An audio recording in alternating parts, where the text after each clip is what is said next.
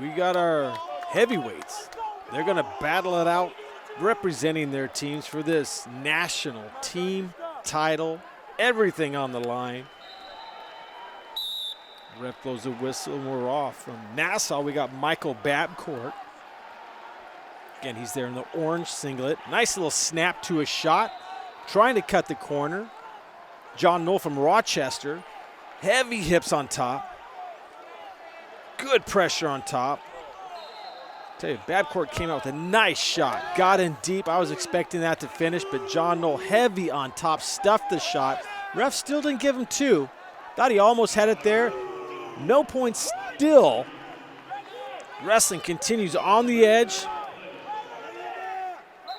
You can see John Noll trying to pull him back on the mat. Dives for that other angle, gets the 2 points, and bam! We've got us a match. 2-point lead there for John Noll out of Rochester. Again, Rochester down by 5 team points at this point. They need a pin or a technical fall would tie it. A pin would give them the team title. Michael Babcort and Nassau, they just need a victory or not give up that pin or tech fall. Quick little roll through. Almost a somersault kind of Granby. Just, I guess he just went for it. He jumped up, went for it, lots of action. Got Noll off his back, got the reversal. Now we're knotted up 2-2. Some good action already here in the first period of the heavyweight bout with the national junior college team title on the line. Winner is going to walk home the 2020 national dual meet champion. Imagine both these benches are bouncing up and down with energy right now. John Noll's on his belly, though. He's got to build up. He's got to make something happen. Babcort's probably okay, just keeping the weight on him, eating up some clock, and slowly ticking closer and closer to a team title. John Noll's a freshman out of Lino Lakes, Minnesota, Centennial High School. Michael Babcort's out of Brooklyn, Wingate campus. He's also a freshman, 6'3", definitely has the height advantage. And seems to be a bit more active at this point. 44 seconds left. Babcort working hard on top.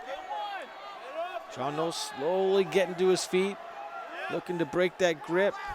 Babcort tries to trip him down. Nope, not going to work. You can't trip someone down like that. John Noll gets the escape. We're up, or he's up 3-2. Again, he's got to get something big going here. Still early in the match, but you want to start working for that stuff now.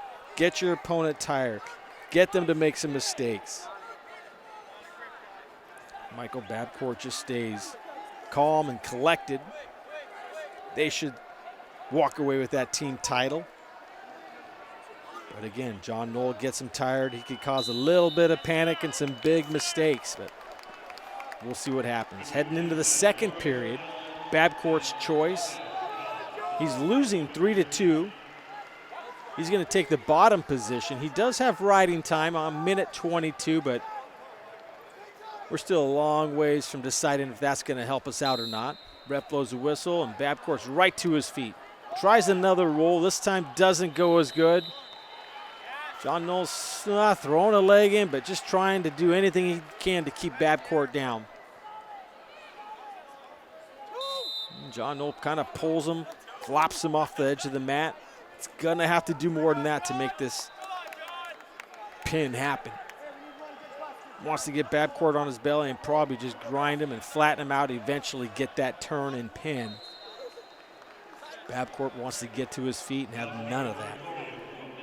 And the whistle instantly up. Oh, legs come in a little too high. So John Noll's definitely going for it. He's trying to throw those legs and go for something. Maybe he's not normally a leg rider, but he knows he's got to try anything. He went for it, got reversed there, got stuck on his hip. Babcort was smart enough to keep a strong base and kind of let John Noll just fall off to the side eventually or swim his way out. So he's now up 4-3. Riding time again now starting to move in Babcort's advantage. Over a minute and climbing. Little crossface there, so they eat that. Ref stalemates it. It's going to reset him. John Noll a little tired getting up. It's got to be hard having all a 6'3" Michael Babcort on your back, but you got to do it at this point. You're in it. Ref blows the whistle.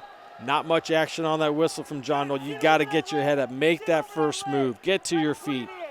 He's building up. Again, our team race. You got Nassau with 20 points. Rochester, 15. 5 points separate these two. Nassau out of Garden City, New York. Again, home of Billy Crystal, Steve Buscemi, and UFC former champ Chris Weidman. Rochester out of Minnesota, south of Minneapolis. They're the Yellow Jackets, Rochester Community and Technical College. Both schools have produced very good wrestlers in years past, so not surprised to see them in the finals here. Although Rochester is ranked 13th in the coaches poll. Nassau, they got some votes, but they're not ranked, so a little surprising that they're this deep in the dual meet championship at this point. And there's the end of the second period. We're knotted up 4-4. Babcort has a minute 49 riding time. John Noll chooses neutral. He doesn't want to go under Babcort. I don't blame him. Let's not waste time. Start tying him up, getting on his head, making something happen, and we're going. Michael Babcort's not really reaching, doesn't want to extend himself, put himself in trouble. Staying good, solid position. Tell you what, it's hard to pin a college wrestler when they know they don't need to get pinned. They just have to make no foolish mistakes. Might be okay giving up the 2. John Noll heavy there, really pulling that knee, pulling that ankle, which is tweaking. Ooh, ref should stop that. His knee's way out of position there. He got it pulled out of position. Yeah, I thought that ref should have stopped that 15 seconds ago.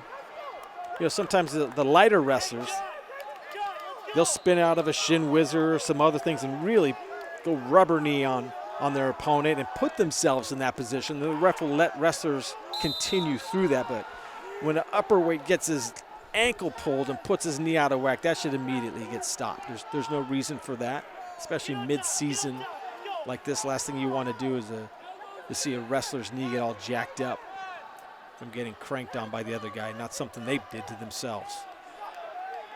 Less than a minute. John Noll's got to get it going. He's got to start digging. You saw him look at the clock and give his head a little shake. No, that's not a good sign.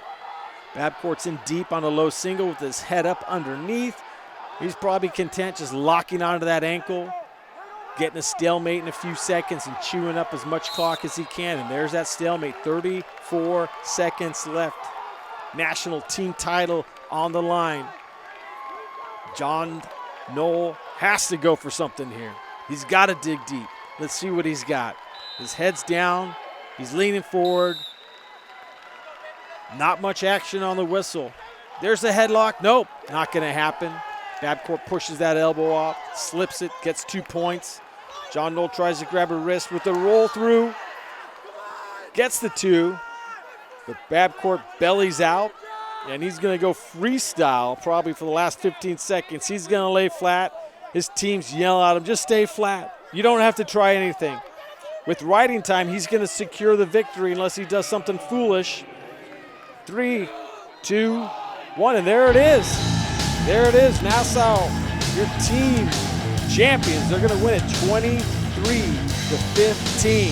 Babcort ekes out the 7-6 victory. He got that extra point, the riding time.